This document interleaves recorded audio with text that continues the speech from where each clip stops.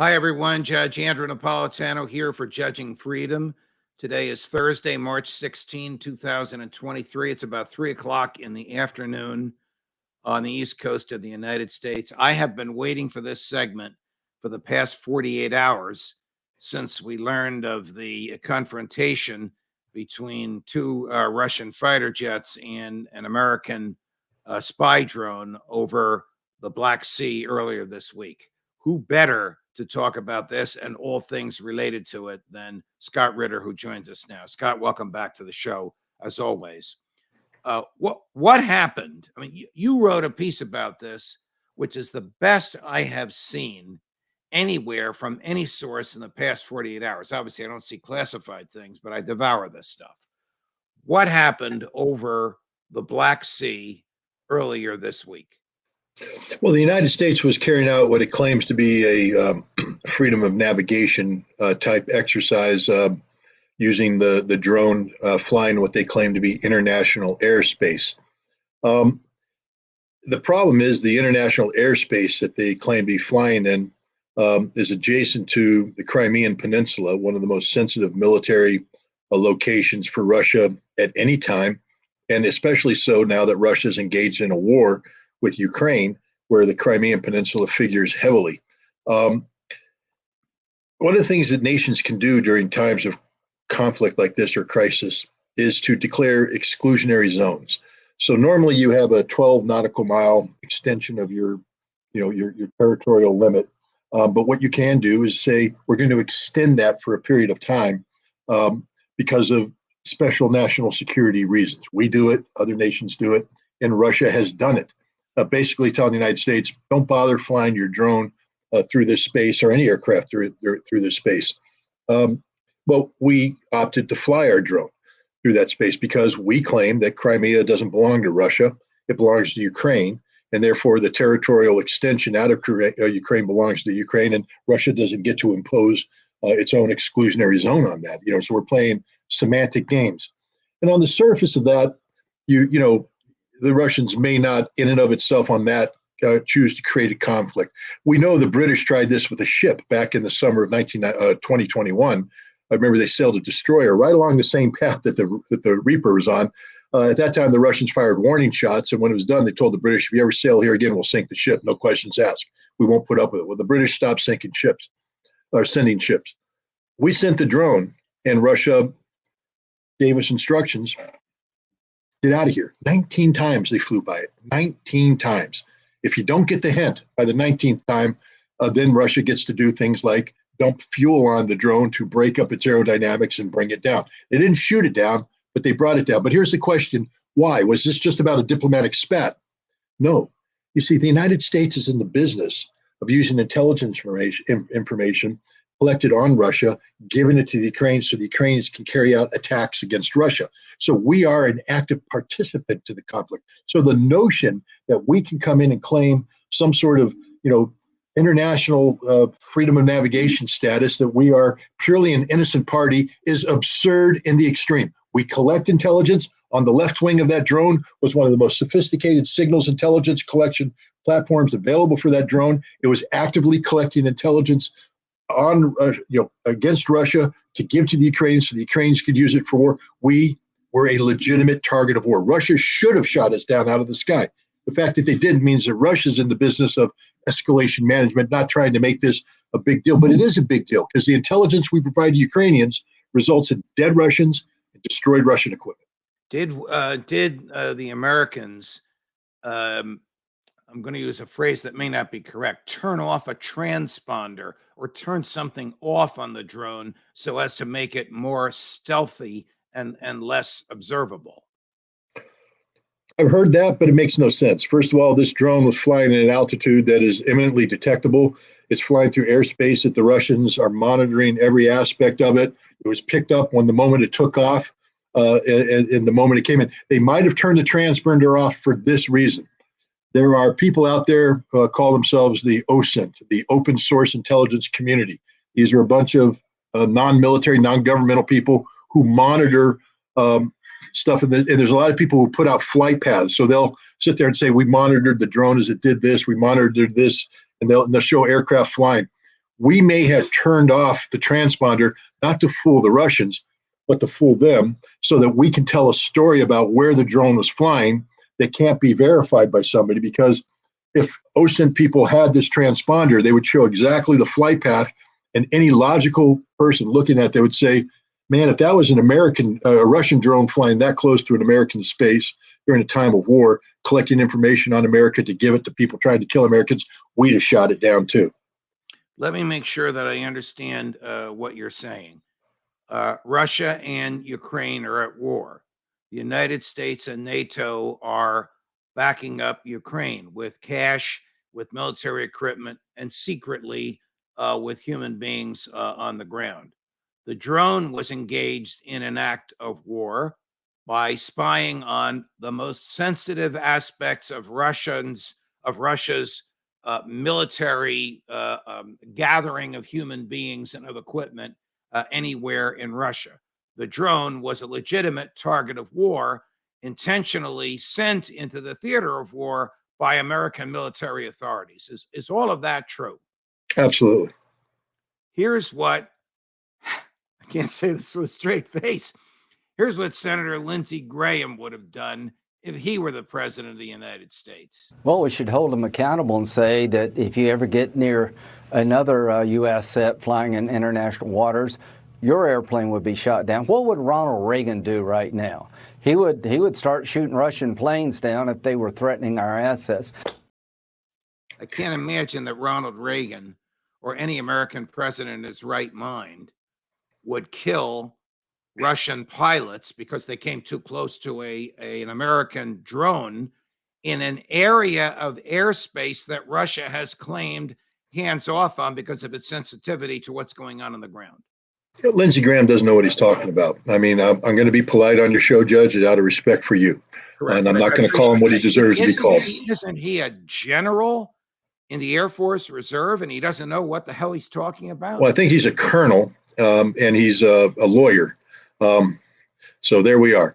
But the fact is, unlike Lindsey Graham, well, I can say he served, but he doesn't know what he's talking. During the Cold War, during the time of Ronald Reagan, we flew the most sensitive reconnaissance missions all along the periphery of the Soviet Union. And on numerous occasions, the Soviets challenged us. What would Ronald Reagan do? Hey, Lindsey Graham, how about the USS Caron in the Black Sea, 1988? An American cruiser was coming too close to Crimean Peninsula. Imagine that. And what did the Russians do? They sent a ship out that rammed it to knock it off course, made physical contact. What are you going to do, Lindsey? Sink the Russian Navy? You idiot. No, this is what big boys do. You see, big boys play big boy games, and they understand the consequences of the big boy game. We pushed it too far. The Russians took down the drone. Big boys back off and go, lesson learned. Lindsey Graham, a little boy, wants to play tough guy. It ain't going to be him in the cockpit of the American aircraft. And I'll also tell you this, Lindsey, you don't have enough airplanes to put up and shoot down 2 Russian airplanes next to Crimea, because they got an air defense system that includes the S-400 missile. They'll shoot down everything you're bringing in at it. And what are you going to do now? Bomb the air defense systems? Then they bomb your airfields. Then what, Lindsey? We got a nuclear war. Is that what you want, Lindsey Graham? Everybody listening to Lindsey Graham should dismiss him immediately as a dilettante, an idiot, and a warmonger who only wants to get America in trouble. And if you take a look at his face, you'll understand he's not going to be the one who's paying the price. Here's his colleague and fellow neocon, Senator Marco Rubio. I think our response should be to fly more of these in that area and to potentially have them escorted by U.S. fighter jets who are manned and have the capability to respond. These are unarmed platforms. They're generally out there for reconnaissance, to see what's happening in the ocean, to have a situational awareness of what's going on in the area, totally according to international law. And so I think we should fly more of them. We shouldn't stop flying them. And in many cases, we should be prepared to scramble jets and respond if they are threatened by Russian aircraft. Again, the dumbest man in the world. Does he not understand, Marco, who's never served in the military? You want to take American military aircraft and fly them escorting a drone. Do you understand that the only advantages we have in air-to-air combat is long-distance engagement? You see, we don't do dogfights anymore, Marco. It doesn't work that way. We take off, and at a long distance with AWACS aircraft vectoring us in, we fire missiles to engage them in a long distance. You want to take all that advantage away, come up close next to their battle space where their air defenses will shoot you down. Their aircraft don't have to come close. They'll shoot you long distance. You're an idiot. He doesn't know anything about war, and he doesn't know anything about international law.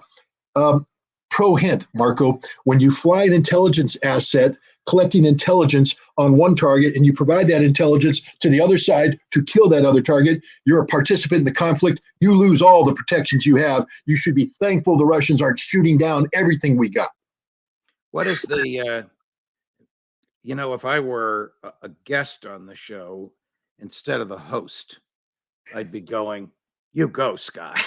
I apologize. Oh, no, man. You be yourself, and the audience loves it because they don't get this from anywhere else. And mainstream media is filled with the Lindsey Grahams and the Marco Rubios of the world who don't know what the blank they're talking about. What is the status of the affairs on the ground in Ukraine? Are we at a stalemate? Is Bakhmut about to fall? Are the Russian troops amassing, waiting for the earth to dry so they can come in enormous numbers? What do your sources and your observations tell you, Scott? Every day this battle for Bakhmut goes on, the Ukrainians are suffering close to 1,000 dead a day. So this isn't a stalemate. This and is the a Russians slaughter. and the Russians, Like maybe 80, 100. Okay. It's still a lot. I'm not trying to minimize it. There's suffering casualties. Those are casualties that would break the heart of America. Remember, we lost 200 guys a week in Vietnam, and we freaked out as a nation. The Russians are losing 80, 100 guys a day. That's a heavy casualty, but it's not what the Ukrainians are losing, which they're suffering overwhelming casualties and their equipment. The Ukrainians are on the they're on the cusp of the breaking point, and that will be reached sooner rather than later. I can't sit here and say Bakhmut will fall tomorrow, fall in a week. Bakhmut will fall. We know that. And when it does fall, it will open up the Ukrainian front like a can that bursts. And as President Zelensky has said, if Bakhmut falls, all of the Donbass falls. It opens up the entire Donbass region for the Russians to move in and take it. That's why the Ukrainians are fighting so hard for it. They are fighting hard. Let there be no doubt about this. This is not an easy fight. So this is not a symbolic victory or an emotional victory or a victory. This is not a symbolic fight or an emotional fight or a fight for morale. This is a substantive fight, which, when lost by the Ukrainians, will have a substantive and material effect on Russia's march westward. Agreed? Agreed. This is serious. Look, can't predict the future. And we don't know how this war is going to, I think I have an idea. I've been very forceful in saying it. I'll say it again. This war ends end of summer, early October. Ukraine can't win this war. And with that assessment in mind, this battle for Bakhmut, what has been taking place since May, but especially since the last couple of months, will go down in the history of this conflict as the critical battle of the war. This is the one where the Ukrainians burned up their strategic reserves. The Russians were able to initiate the beginning of the collapse of the Ukrainian army. This is the battle that will go down as the Kursk. Kursk was a key battle during World War II on the Eastern Front. Right. This will go down as the Gettysburg for Americans. Understand that. Gettysburg was the turning point in the American Civil War. Bakhmut is the turning point in this conflict. The Poles have agreed to send 4, which doesn't sound like a lot, but it is the first time any Western country is doing this, fighter jets to Ukraine. So a couple of questions. Will these be manned by Polish pilots or by Ukrainian pilots? Is this a game changer? Is it significant? Is it a breakthrough for President Zelensky, who's been begging for air power for months? Well, the Ukrainians lose around 4 MiG-29s a week. These are Russian planes. Yeah. Does that mean they were left over from when the old Soviet Union days, or that they were captured from the Russians? No, these were Soviet MiG-29s that the Polish Air Force had acquired. And so they're old aircraft that date back to the Cold War. They've been refurbished, modernized a little bit, but they're old aircraft. They're maintenance nightmares.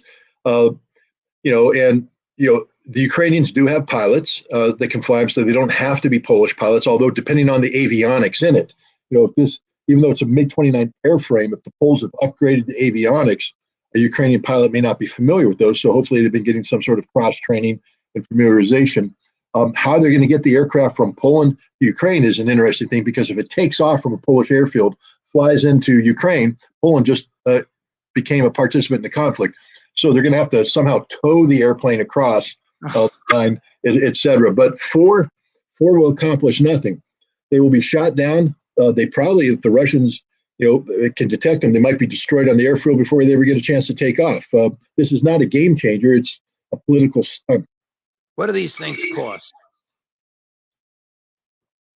Well, again, because they were produced, back in the 1980s.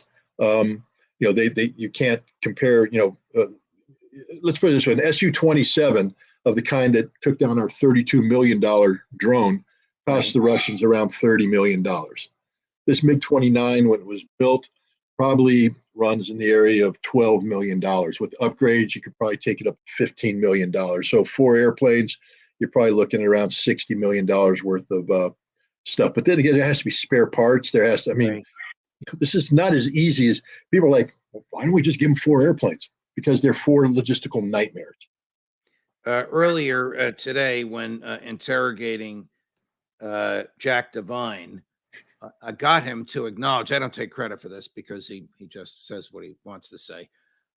He acknowledged that an American goal in all of this is to drive Putin from office by weakening the military, causing a defeat, and then causing the people in Russia that can pull the levers of power to say enough is enough. It's time for you to go. After he said that, I countered with, and suppose he's replaced by his successor, Dmitry Medvedev, who has called for an invasion of Poland. This was Jack's response to that. He fails. Why? Because he didn't bomb enough houses? Because he didn't kill enough people? That he didn't put his best? No, the next person isn't going to have new armies. So the next person is doomed to fail. I'm working on, when Putin goes, they're going to sit around the table. Hey, enough of this stuff. Let's get an air gap. So I do not think they can't be more hostile. There's no more hostile play. It's not like Putin's laying back and being nice to us. Does he know what he's talking about? No. First of all, anybody who thinks that we're going to succeed in removing Vladimir Putin from office doesn't know Putin, doesn't know Russia, doesn't know anything. And I hate to say that about Jack Devine, because clearly he's a man who served his country honorably in a very difficult role. But no, the Russians just, again, as NATO basically bleeds out, giving all of its equipment to Ukraine. And understand, the United States military has come out, put an additional budget requirement in. $300 million is what, or $300 billion, I'm sorry, is what it's going to cost to replace the equipment that we sent to Ukraine. $300 billion. So we sent what? Wait. Joe Biden has a blank check for $113 billion. It's going to cost us 3 times that to replace the equipment that he's given to President Zelensky? Yeah. That's just, I'm not making the number up. The Pentagon said that. So, that's the case. So meanwhile, we're going to go bankrupt trying to get back to the status quo. Does Jack Devine understand that Russia has expanded its military from 900,000 to 1.5 million? These will be professional troops. That Russia's defense industry is working overtime to build the equipment to do this. I don't think Jack Devine knows anything about Russia. I don't mean to be disrespectful to the man, but clearly what he's saying is he doesn't understand the Russian military. He doesn't understand the Russian defense industry. He doesn't understand Russian politics. He doesn't understand Vladimir Putin. Putin's not going anywhere. He's more firmly entrenched today with the broadest base of support of the Russian people. And unlike the United States, name the last Russian bank to fail. You can't. Okay. And I don't want to go down that road. They just built a new subway. This is all connected. The federal government wasting and blowing money, and then deciding who it's going to bail out and who it's not going to bail out, picking winners and losers. From my perspective, there's one guiding principle in all of this. What will help old Joe get reelected?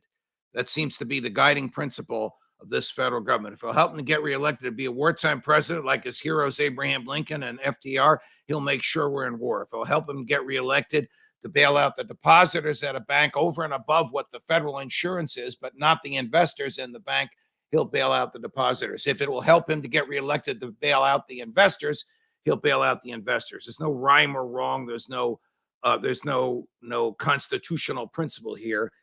It's what will help old Joe. Here's Jack describing President Putin. Actually, before we get to that, President Putin said something earlier this week that made me think of you. I also thought of Jack, and I thought of Colonel McGregor. President said, Germany is still under occupation. He was tweaking and mocking Chancellor Scholz for the sheep-like, lapdog-like way in which he permitted the United States of America to invade his country by destroying the pipeline, as if the U.S. were still occupying West Germany as it did after World War II. And when I heard President Putin say that, I never thought I would applaud something he said, but I applauded it because it was morally correct, it was historically analysis, and it was true. Look, the United States acts as if Germany's not a sovereign state. It's not just the bombing of Nord Stream. Do you recall under the Obama administration that the National Security Agency was listening to the personal cell phone conversations of Angela Merkel? Yes. We have military bases. Do you remember Donald Rumsfeld mocking the Germans in the lead up to the Iraq War, calling them old Europe? We wanted to turn Germany into a lily pad where we would just assume our ability to go in and use military space in Germany to carry out our adventures in the Middle East. While legally speaking, Germany isn't occupied, in the aftermath, practically and functionally and psychologically, it's very much an occupied country, and Vladimir Putin is right on all counts. Here's Jack on how dark and how evil Vladimir Putin is. Is Putin evil? Yeah, I think he fits into that category. When you kill the deaths that are mounting in Ukraine and you're not remorseful about it, it puts you in a new category. So okay. I think he's dangerous. And the second thing about him is I thought, he was more political than I've taken, I was tough on him, but I will take him down a few more notches on the big things that I thought were important. And we needed to have an accommodation with Russia, and there was room. There was no room. He has a different mindset and is much more black and darker than I thought. And I think it makes this problem more formidable. Evil, black, and dark. Whereas he's actually moderate. Not just that. I mean, with all due respect to Jack, the United States killed more people invading Iraq in 2003 than Russia has killed. And I'm talking about civilians, than Russia's killed in Ukraine in a year. The Russians have been very, very, very, very soft touch with the civilian population of Ukraine. I just remind people, when we liberated Normandy, we killed 60,000 French civilians, 60,000. Russia's killed, and I say Russia, 12,000 civilians have died in this conflict. Many of them died because the Ukrainians are shelling their own people. Many of them died because the Ukrainians are using civilians as a human shield, which is a war crime in itself. Jack Devine doesn't know what he's talking about. He doesn't know who Vladimir Putin is. I would challenge you to have Jack come up and tell me how many speeches of Putin he's listened to, how many conferences where Putin is talking to. Maverick. How many conferences that he's observed? My guess is that Jack Devine doesn't follow Vladimir Putin and is not aware of Vladimir Putin and shouldn't be talking about Vladimir Putin. Scott, we're going to set up that debate with you and Jack. Maybe Maverick can moderate it with me. Yeah. I shouldn't laugh, but you put well, he was supposed to be locked up in the bedroom. I don't know how he got out. I'm going to investigate that issue. That's something you should be worried about. Jack Devine would say, Vladimir Putin let him out. Putin did it. Putin did it. Can't thank you enough for all your time with us, my dear friend. All the best. Well, thank you. Whew. Boy, if you like what you just saw, like and subscribe. Like and subscribe on Judging Freedom. More as we get it. More Colonel McGregor, more Scott Ritter, maybe a little More Maverick. and more Maverick. Judge Napolitano for Judging Freedom.